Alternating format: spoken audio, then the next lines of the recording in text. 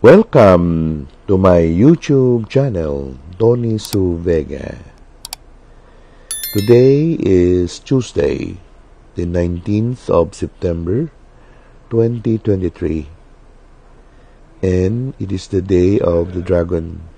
Best colors to use to and wear: red, all shades of red.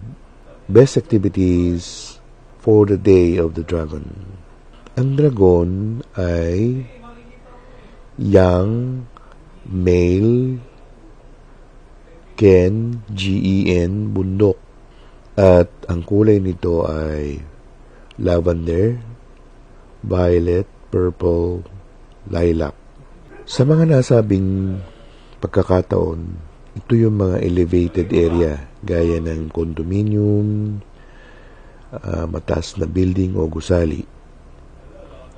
So, ang mga activities na pwede natin gawin ay may kinalaman sa pag-akyat dito, paggawa ng konstruksyon para dito, pagsasaayos ng mga hagdanan, paakyat sa building, paglilinis nito, pagbilang ng mga hakbang,